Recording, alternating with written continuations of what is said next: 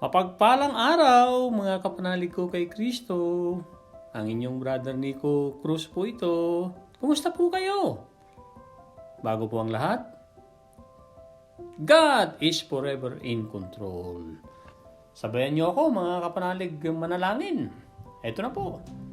Panginoong Hesus, pinagsisisihan ko po ang lahat ng aking mga kasalanan.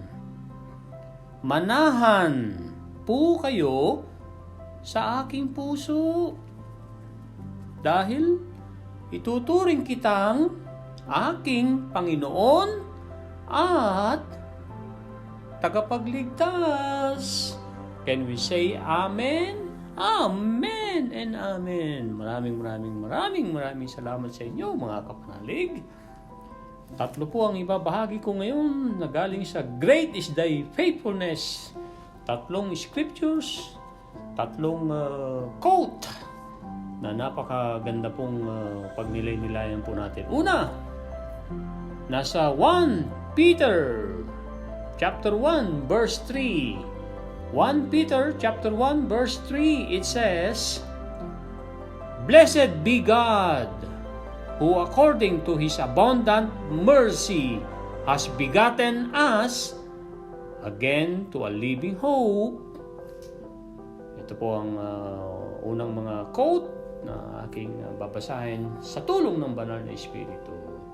Lord, give us grace to trust You when life's burden seem too much to bear.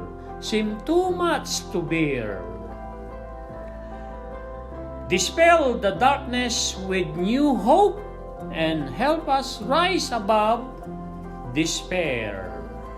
Yan po ay napakagandang dasal. Ito po ang quote. Christians can cope, C-O-P-E, cope with their past because they have hope for the future. Cope ay makayanan. Ang ibig sabihin po ng word na yan, cope. Christians can cope with their past because they have hope for the future. Ang mga Kristiyano ay makakayanan na kalimutan ang nakaraan or mamuhay ng iba ng buhay nila ngayon. Kalimutan na yung nakaraan dahil punong-puno ang mga Kristiyano ng pag-asa sa kinabukasan dahil God is forever in control. Ang Diyos natin na si Kristo ay Diyos noon, ngayon at magpakailanman. Pangalawang scriptures sa Great is Thy Faithfulness mga kapanalig. Nasa Psalms 119 verse 71, 119 verse 71. It says, "It is good for me that I have been afflicted, that I may learn your statutes." Ulitin natin ng sabay-sabay mga kapanalig. It is good for me that I have been afflicted, that I may learn your statutes. Sinong tinutukoy ni King David po dito sa salmo na ito? Si Father God in heaven. Ito po ang kasunod na quotation. By faith, a Christian can have poise and rise above all that annoys. Sustained and strengthened by God's power to live in victory hour by hour. Ito pa po. Whatever God teaches us through faith is gain. Napakagandang pagnilay-nilayan mga kapatid. Ano man ang itinuturo ng Panginoon na mapagmahal na Panginoon, mapagpatawad na Panginoon at mahabaging Panginoon, ano man yan na minsan ay sakit, pain, kirot ang ang dinudulot niyan, yan ay gain. Yan ay plus factor sa atin. Yan ay makakabuti sa atin. Sabi nga ni Arnold Schwarzenegger, no pain, no gain. Ito pa po. Pangatlong scriptures, 118 verse 24, Psalms. Ay, paborito po natin to, mga kapanalig. Di po ba? Opo.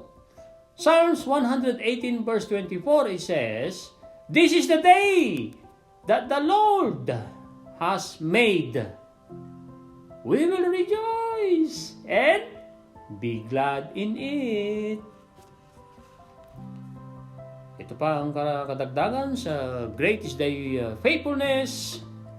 "This is the day that the Lord had made. He calls the hours His own. Let heaven rejoice. Let earth be glad." Earth, mundo, and praise surround the throne. Ito ang panghuling quote for today sa greatest day faithfulness. 365 devotions from our daily bread. In your notes, mga kapanalig, napakaganda nito. Powerful po ito. Ito na po. Mamaya ulitin po natin, sabay-sabay ha. Maraming salamat. If you know Jesus, you always have a reason to rejoice.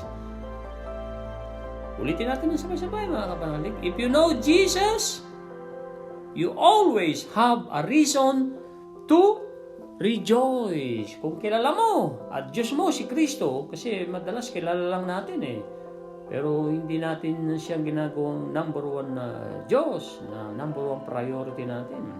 Kung kilala mo si Jesus, ay talagang laging magkakaroon ka ng dahilan para ikaw ay laging magalak. Dahil God is forever in control. Panalig.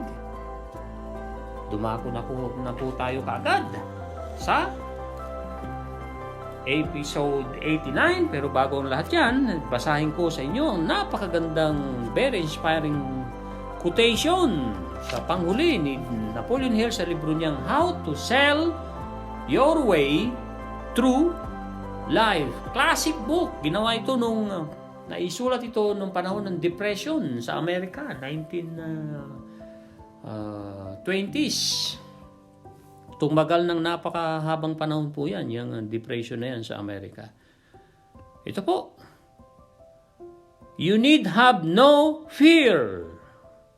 Hindi ka daw dapat matakot of competition from the person who says, "I am not paid to do this and I will not do it." He will never be a dangerous competitor for your job. But watch out for the fellow who remains at his work until it's finished and performs a little more than is expected of him. For he may challenge you at the post and pass you at the grandstand. Ano po ang ibig sabihin nito, mga kapanalig? Pagsunod yan sa golden rule at pagpunta sa extra mile. Huwag mo daw ikatakot na mayroon kang kakompetensya na tao sa mga nagsasabing, "Hindi ako bayad dyan, hindi ko trabaho yan, hindi ko gagawin yan."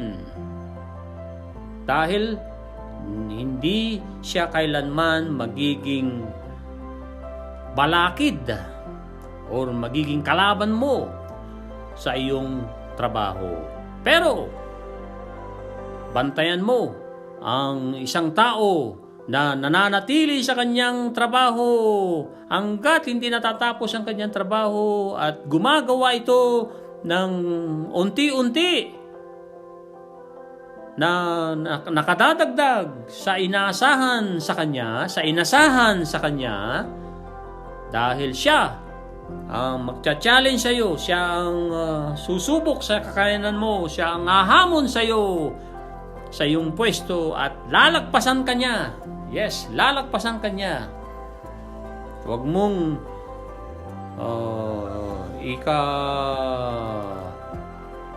ikasupresa kung nalagpasan ka ng taong masikap ng todo, pumapasok ng maaga, naniniwala sa regularity is a king, at hindi basta-basta umuwi nang hindi natatapos ang trabaho, hindi niya binibilang ang kanyang oras, hindi tingin ng tingin sa relo, ayan ay makakalagpas sa pwesto mo. Lalagpasan ka niya sa grandstand. Amen? Sana po ma-inspire po tayo dyan, mga kapanalig. Ito na po ang episode 89, Sambahin Mo Ako sa Kagandahan ng Kabanalan. Sabi ni Lord Jesus po yan sa atin lahat, sambahin mo ako sa kagandahan ng kabanalan. Sampu kinuha ni Sarah Young, Jesus Calling, enjoying kapayapaan sa presensya ng Panginoong Hesus, nasa Psalms. 2 Psalms po ang pinagkuhanan sa mensaheng ito. Mensahe ni Lord Jesus Christ para sa atin lahat, Bible-based, mga kapanalig. Una po ay nasa Psalms chapter 29, verse 2. Chapter 29, verse 2, it says, "Give unto the Lord the glory due to His name." Ibigay sa Panginoon ang gloria na para sa Kanya. Worship the Lord in the beauty of holiness. Sambahin ng Panginoon sa kagandahan ng Kanyang kabanalan. Amen. At ang pangalawang Psalms 27 verse 4. Opo, Psalms 27 verse 4, it says, "One thing I have desired of the Lord, that I will seek, that I may dwell in the house of the Lord all the days of my life, to behold the beauty of the Lord and to inquire in His temple." Ang dwell ay siyempre balik-balikan po yan, and that I will seek, that hahanapin ko ang Panginoon at balik-balikan ko ang kanyang templo. Nasa Psalms 23 din po yan. Nasa Psalms 23:6. Babasahin ko po sa inyo. Wala sa mensaheng dito sa 89, dinagdag ko lang kasi yung to dwell in the house of the Lord forever. Ito po, Psalms 23 verse 6. Ulitin ko po, hindi po ito kasama sa episode 89, sinama ko lang po. Dahil sa pag-aayon sa pananawagan ni David na tayo ay bumalik-balik sa Panginoon, sa kanyang bahay, sa kanyang tahanan. At ang kanyang number 1 na tahanan ay, ano po? Church or sa puso natin? Ang alam ko, sa puso natin. Siya ay nananahan sa puso natin. Ito na po, Psalms 23 verse 6. "Surely goodness and mercy shall follow me all the days of my life, and I will dwell in the house of the Lord forever." Amen. Papuri sa Panginoon, mga kapanalig. Ito na po ang napagandang mensahe ni Lord Jesus Christ sa episode 89, Sambahin Mo Ako sa Kagandahan. Sambahin Mo Ako sa kagandahan ng kabanalan. Then mamaya po, babasahin po natin ng mga scriptures na galing kay Kuya Romy, quotation, at pati kay Sister Cecil, and then balik tayo sa The Maxwell Leadership Bible, na the law of process, Moses, and the test. Yes, the test of time. And when God chooses a leader, nasa Exodus pa rin po tayo, at yung mga quotation na ibinabahagi sa Happy to Serve Cleaning Company sa Facebook. Sa tulong ng Banal na Espiritu. Ito na po ang episode 89. Worship me in the beauty of holiness. 6 na letra, mga kapanalig. Worship me in the beauty of holiness. 6 na salita po. 6 words. Opo, hindi po letra. Patawad po. 6 words ang unang napaka-powerful na utos ni Lord Jesus Christ sa atin lahat. Worship me in the beauty of holiness. All true beauty reflects, sumasalamin, some of who I am. I am working my ways in you, the divine artist, creating loveliness within your being. My main work is to clear out debris and clutter, making room for my spirit to take full possession. Ano po ang debris? Ayan ay mga basura yan. At ang clutter ay kalat. Collaborate with me in this effort by being willing to let go of anything I choose to take away. Manunod yan mamaya yung misahe na yan ni Lord Jesus Christ sa ating pagninilay-nilay sa ating lingwahe, mga kapanalig, sa tulong ng banal na Espiritu. Ito pa po ang karagdagan. Nasa kalagitnaan na po tayo sa misahe ni Lord Jesus Christ, episode 89, November 7. I know what you need, and I have promised to provide all of that abundantly. Your sense of security must not, in your notes mga kapanalig, must not, ulitin ko pa, must not, your sense of security must not rest in your possessions or in things going your way. I am training you to depend on me alone, finding fulfillment in my presence. This entails nagsasangkot ng, ibig sabihin ng entails, being satisfied with much or with little, accepting either as my will for the moment. Ulitin ko po para manood. This entails being satisfied with much or with little, accepting either as my will for the moment. Instead of grasping, grasping ay talagang hahawakan mo ng todo-todo. Instead of grasping and controlling, you are learning to release and receive. Cultivate this receptive stance by trusting me in every situation. Yan po ang kabuuan ng mensahe ni Lord Jesus Christ sa episode 89. Stance ay paninindigan, mga kapanalig. Of course, yung fulfillment ay katuparan.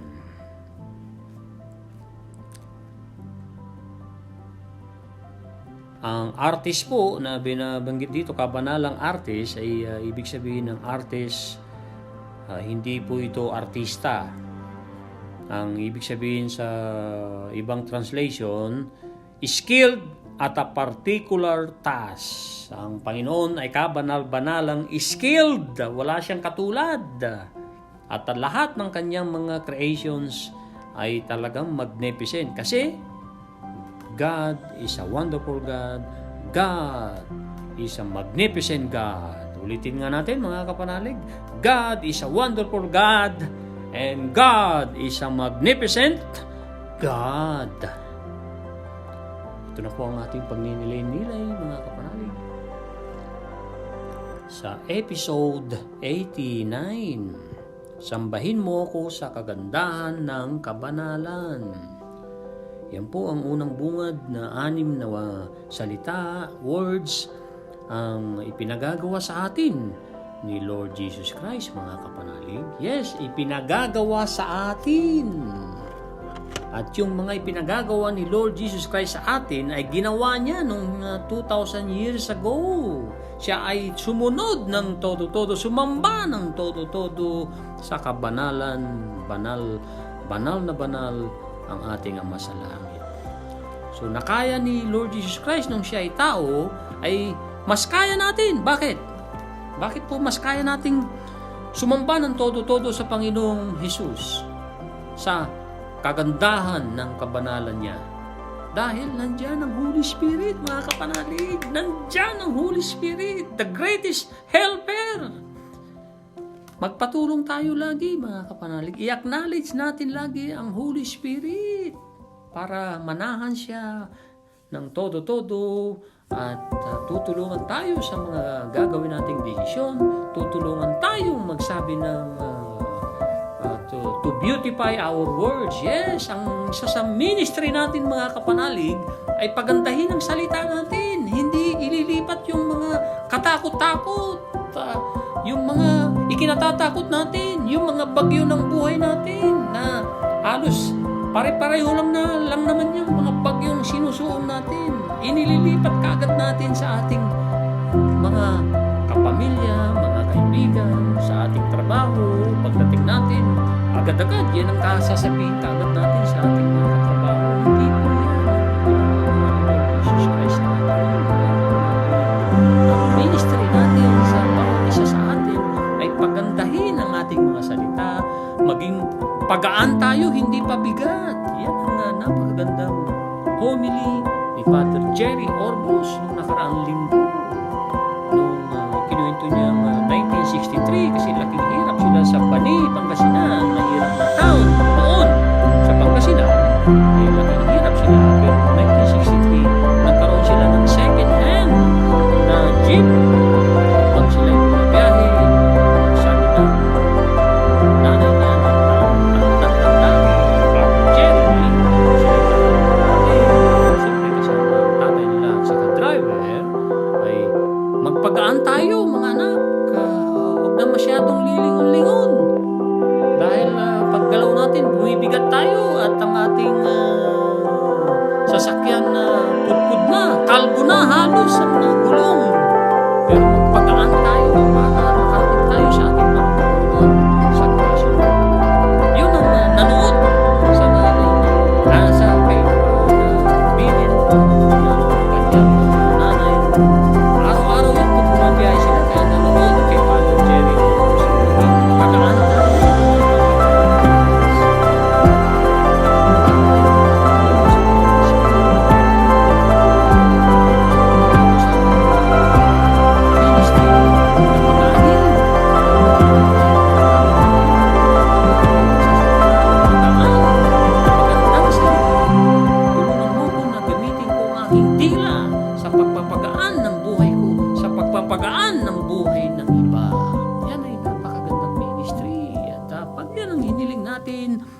Sa banal na Espiritu, tutulungan tayo, mga kapanalig. Amen? So, sambahin ang Panginoon sa kagandahan ng kanyang kabanalan. Yan ang 6 na salita na kailangan manuot sa atin. At ito pa ang mga kasunod na ating pagninilay-nilay sa tulong ng banal na Espiritu. Yan ay makatotohanan na kagandahan na sumasalamin sa ilan ng aking pagkatao. Some of who I am. Ako'y gumagalaw, nagtatrabaho sa aking paraan para sa iyo, anak. Ang divine artist, ibig sabihin ng kabanal-banalan na skilled na gumawa ng langit at lupa, ay ginagawa ang pagmamahalan sa pamamagitan mo bilang tao. Yan ang napakagandang mensahe ni Lord Jesus Christ, sa pamamagitan mo bilang tao. At ang pinakasentro ng aking trabaho ay i-clear out. Anong ibig sabihin ng clear out? Yan ay linisin, palinawin. Yes, palinawin. Linisin, tanggalin ang mga debris, mga basura, mga kalat, para luminis ang iyong dadaanan sa iyong paglalakbay. Wow! Palakpakan po natin ang ating Panginoon. Kaya napakagandang quotation yung binahagi po sa Great is Thy Faithfulness. Balikan po natin na talagang napakaganda pong ilagay, isulat. Pag isinusulat po natin, mga kapanalig, meron pong sabi ng science na pinaka-power sa brain na nadadagdag sa ating kumpiyansa at manuot sa ating isipan pag tayo'y sumusulat, nire-recite, sinasabi natin aloud sa ating sarili, paulit-ulit, repetition, because repetition is the mother of skills. At pag isinulat natin, binasa natin araw-araw, ay mas may kadagdagang power na galing sa Diyos. So yung napakagandang quote sa Great is Thy Faithfulness, if you know Jesus, you always have a reason to rejoice. Amen.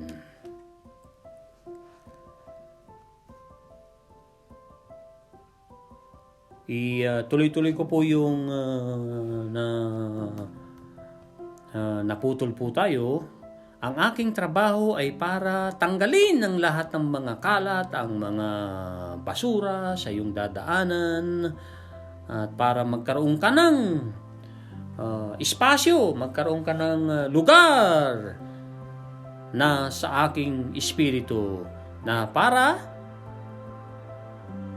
angkinin ng buong buo. Yan ay magiging possession mo, anak. At makipagniig ka sa akin. Itong napakagandang disiplina o gawain na ikaw ay willing, ikaw ay gumugusto na bitawan mo ang anything na pipiliin kong aalisin ko sa iyo. Balikan po natin yan, mga kapanalig. Makipagniig ka sa akin na lahat ng mga effort mo, mga iyong lakas na sa pamamagitan ng pag-let go. Ikaw ay willing, ikaw ay gumugusto na bitawan ang lahat na pipiliin ko na maalis sa buhay mo para magkaroon ka ng espasyo para sa akin. Yung ba ay ginagawa natin, mga kapanalig? Marunong po ba tayong mag-let go and let God? Napakagandang tanong, ano po? Pag nilayan po natin yan araw-araw. To let go and to let God be the only God of our life. Amen. Salamat sa Panginoon. Alam na alam ko ang kailangan mo. At mga pangako ko, pinangako ko sa iyo ay lahat ay ibibigay ko sa iyo ng walang katapat. Abundantly.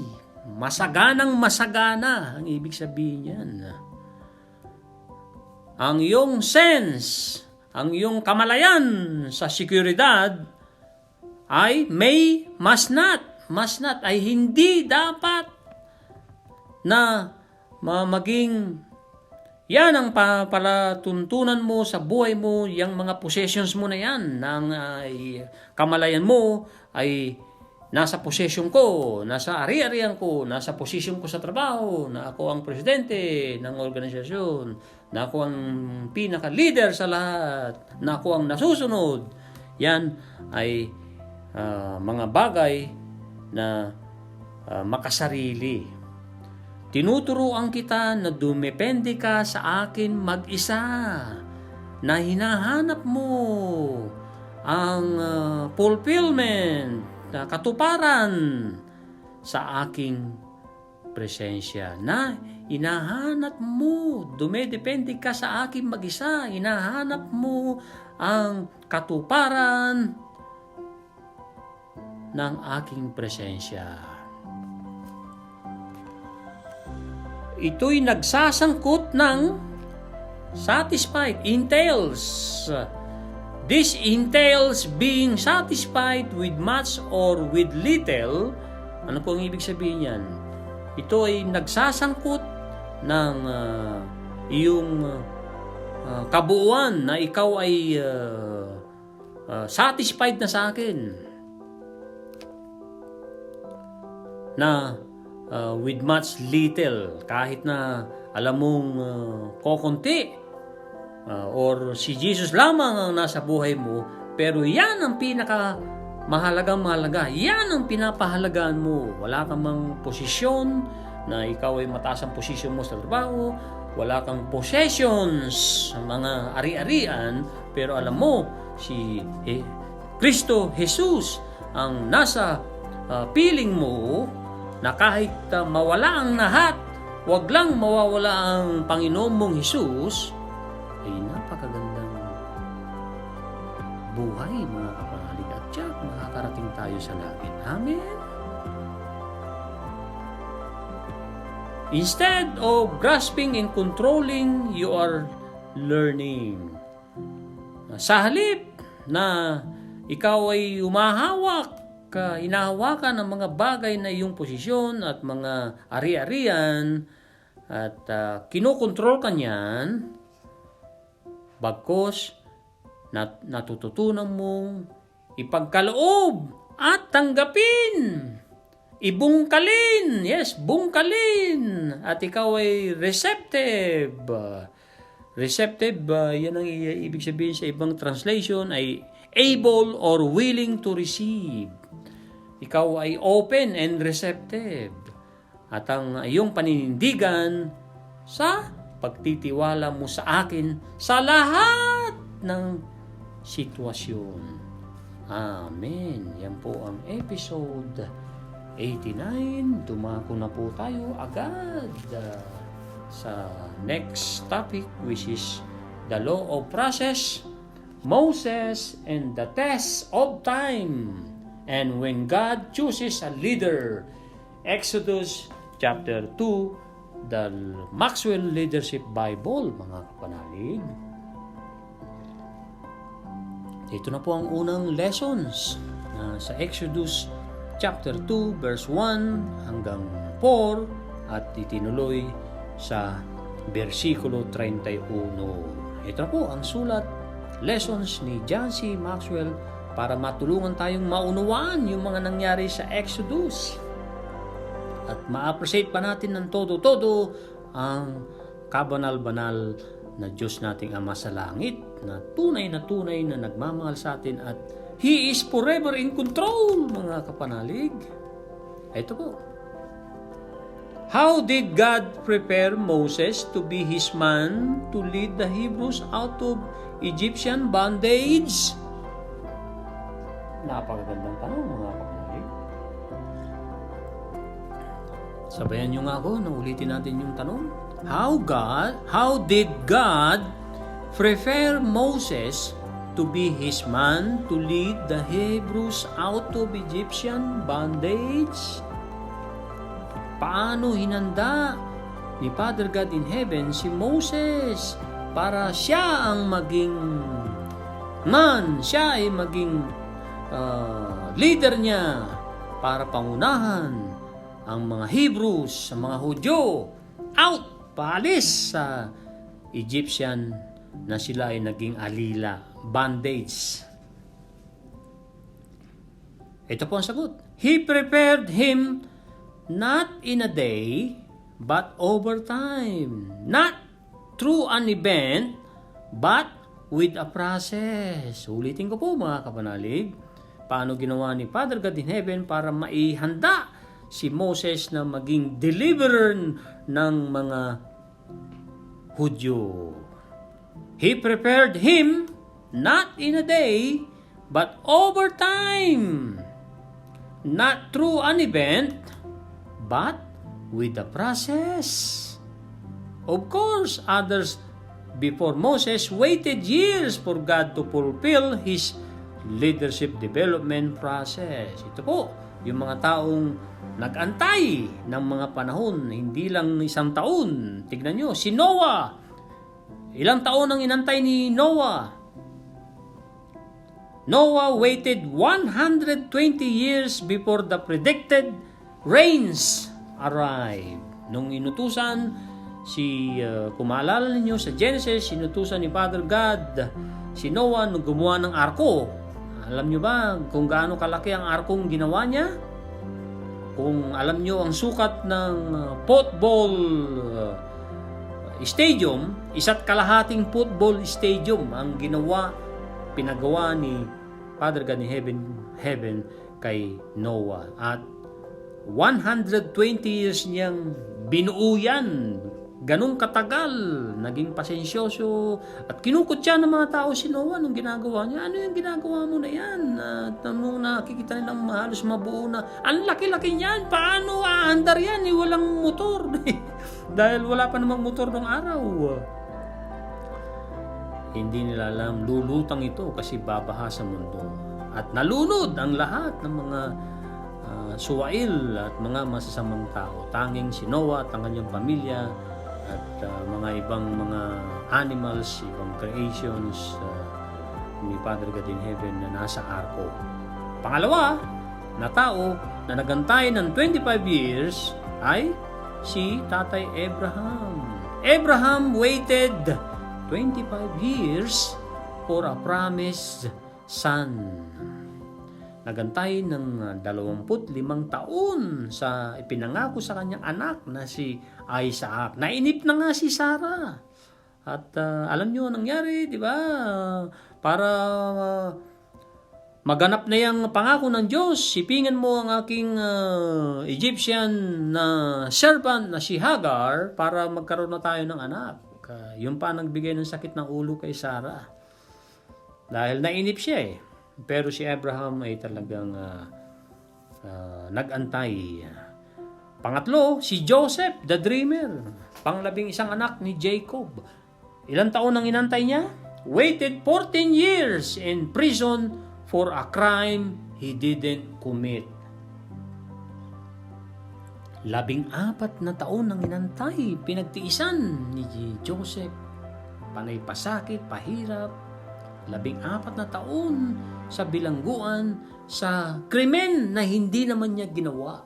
Pinagbintangan siyang ginahasa niya ang asawa ni Potiphar, which is ang totoo, 2 beses inakit si Joseph, halika, sumiping ka sa akin at wala ang iyong amo. Pero takot sa Diyos, takot sa amo si Joseph kahit matipuno ito, lalaking lalaki, nasa kasibulan ng kanyang pagkalalaki.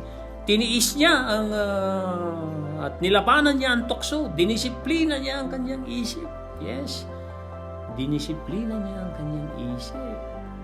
Dahil alam niya, God is watching him.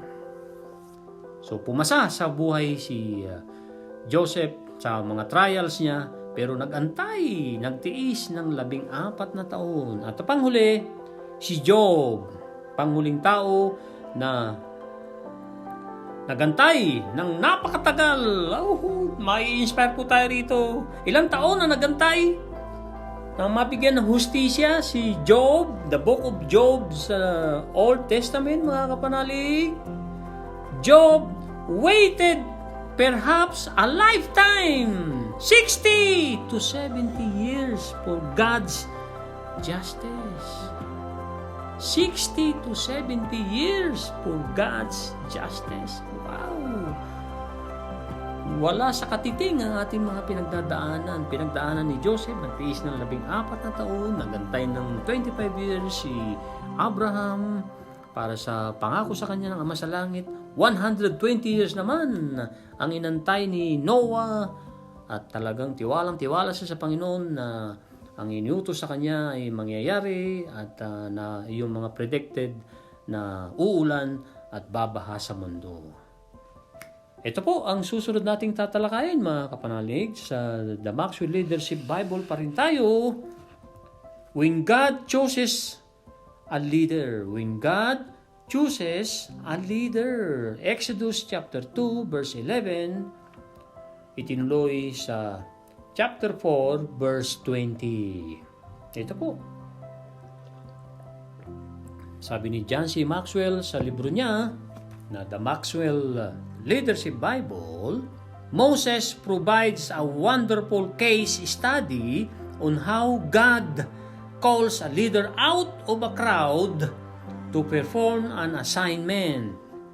8. Itong pag-aaralan natin, pagninilay-nilayan natin na sinulat ni John C. Maxwell. Una, God gives the leader an emotional investment in the work.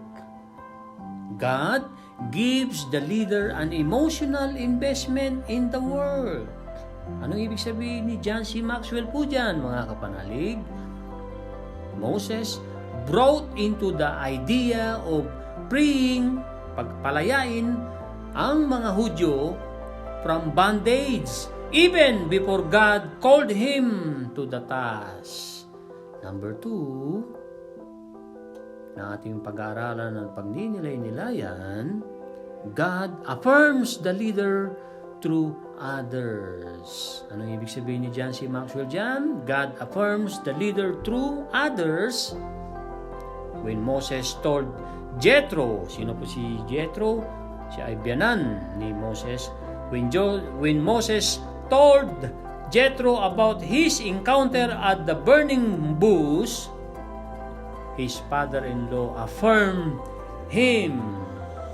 Nung sinabi ni Moses kay Jethro sa kanyang biyanan ang nangyari na nakita ni Moses ang Ama sa Langit ng Banal sa pamamagitan ng naglalagablab na bush, halaman pero hindi nauupos, in-affirm, pinatutuhanan ng father-in-law niyang si Jethro na yes, totoo yung sinasabi mo, Moses, at sumunod ka sa utos ng Ama sa Langit. And number 3, God gives the leader mentors.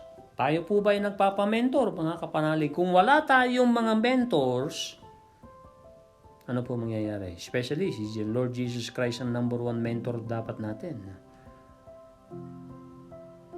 Ay very limited ang ating mga nagagawa, ang ating mga nararating, ang ating mga project dahil wala tayong mentors. Ang mentors ayon kay Dr.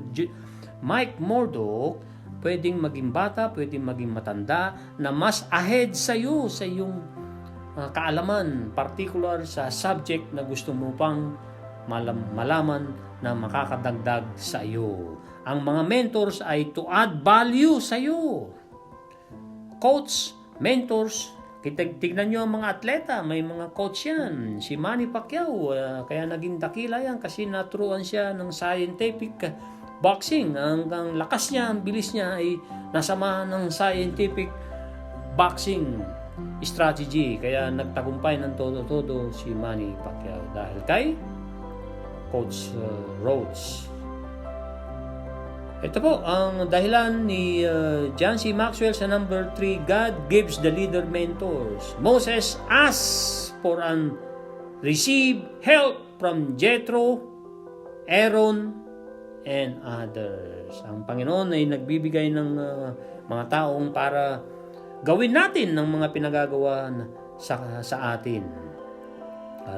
Kay Moses, binigyan siya ng isang Jethro na biyanan niya, Aaron ang kanyang kuya, at mga iba pa tulad ni sino po? Si Joshua na naging kanang kamay niya na army general na si Joshua. Number 4, God builds on the leader's strengths, experiences, and background. Ano po ibig sabihin ni John C. Maxwell dyan? God builds on the leader's strengths, experiences, and background. Ito po. God used everything in Moses' background to help him fulfill his calling.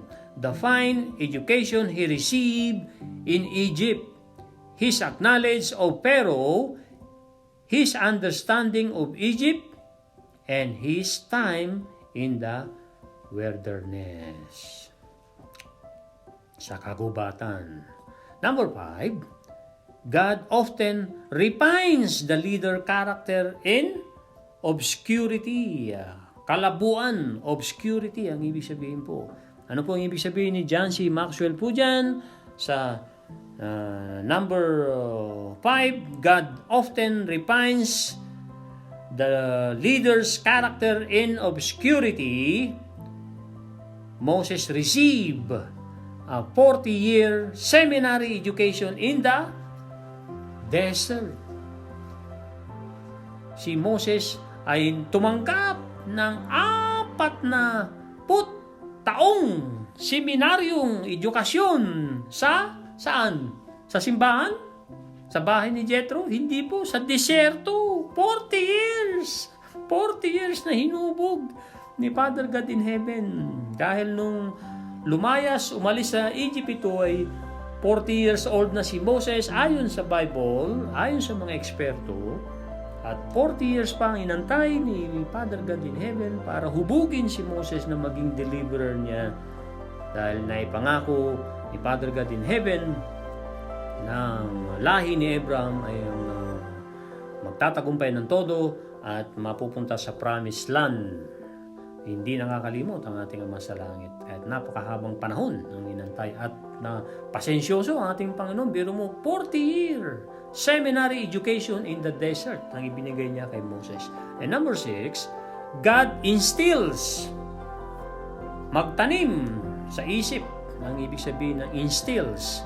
God instills in the leader the value of hard work. Ano po ang ibig sabihin ni John C. Maxwell po dito sa number 6? Moses may not have worked much in Egyptian palace, but he learned its worth in the desert. Nagkaroon ng halaga, worth, halaga in the desert. Number 7, God sustains that leader with a powerful vision.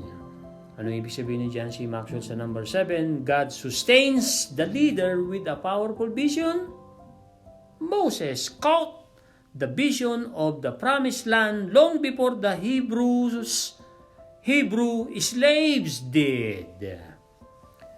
Alam na at nahuli na ni Moses or napagtanto na niya sa kanyang vision ang promised land long before the Hebrew slaves did. Number 8, panghuli, sa lessons ni John C. Maxwell, number 8, God brings others alongside the leader to compensate for their weaknesses. Ano po ang ibig sabihin? Moses enjoyed the help of Aaron as a spokesman, Joshua as general, and Hur SUR as a battle supporter. Yan po ang napagandang when God chooses a leader. Sana po naisulat nyo at pag nilay-nilay nyo po ito, I encourage you na pakinggan ng ilang beses po ito, isulat ninyo at basahin ang mga sinulat ninyo, i-meditate. Meditation means to examine, to evaluate, and to experience. Dumako na po tayo sa napakagandang quotation, quote, at iba pang mga binahagi ni Kuya Romy de Vera Cruz. Shout out sa iyo, Kuya Romy, kay Sister Jean, kay Blake, kay Gio, kay Keron, at sa lahat ng mga apo ng aking Kuya Romy. Ito po, galing po kay Kuya Romy sa quote ni Father Carmelo Jack Arada. Classic po ang TV Maria today, October 7. I encourage all of you guys, panoorin, pakinggan ang TV Maria na tinalakay ang first reading, second reading, Psalms at Gospel. Ito po ang unang quote ni Father Jake Arada, napaka-powerful po. Ito po, heaven should inspire us to seek friendship with God. Hindi ko na po ulitin yan para mabasa pa natin ang lahat ng mga binahaging napakaganda na makakapagdagdag sa atin. You have created us for yourselves, as hearts are restless until they rest in you, my God. St. Augustine, galing pa rin kay Father Jake Arada. Ulitin na natin. You have created us for yourselves. Our hearts are restless until they rest in you, my God. At isa pa, galing kay Father Jake Arada, courtesy ng aking Kuya Romy, it says, to fall in love with God is the greatest romance. To seek Him is the greatest adventure, and to find Him is the greatest human achievement. Kay St. Augustine po yan na quote. At ito pa, galing kay Kuya Romy pa rin, dalawa pa. Pilipos chapter 4 verse 19. At dahil kayo'y na kay Kristo Jesus, ibibigay sa inyo ng aking Diyos ang lahat ng pangangailangan ninyo mula sa kasaganaan ng kayamanan niya. Ito pa. Panginoon, ikaw lang ay sapat na hangarin kanawa namin bilang aming tanging yaman, bilang katuparan ng lahat ng kahilingan namin sa buhay. Amen. Father Jake Arada, courtesy ni Kuya Romy de Veracruz. At panghuli, galing kay beloved Bishop Broderick Pabilio, one of my gustong-gustong bishop, ay ito po, magalak, magtiyaga at manalangin. Salamat ho, Jesus, na bahagi ako ng simbahan, bahagi ako ng iyong katawan. Gamitin mo ako upang magampanan ko ang aking magagawa sa ikabubuti ng buong simbahan. Amen. Yan ay galing kay Bishop Broderick Pabilio, courtesy ng TV Maria at ni Kuya Romy.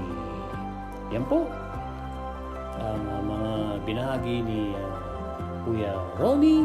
At ito pa ang galing kay Sister Cecil, Kapanalig Cecil, Mateo, Kapitulo 5, versikulo 14. Ito po, kayo ang ilaw ng sanlibutan. Ang isang lungsod na nakatayo sa ibabaw ng burol ay hindi maitatago. Na-share po na po natin yan sa episode 88. Maganda pong pagnilay-nilayan po natin. Ilaw po tayo ng sanlibutan. Dahil ilaw natin ang ating Diyos na nag-iisa na si Lord Jesus Christ. Ano pong laging tatandaan, mga kapanalig? God is forever in control. Maraming salamat po sa inyo lahat. God bless everyone. Bye now.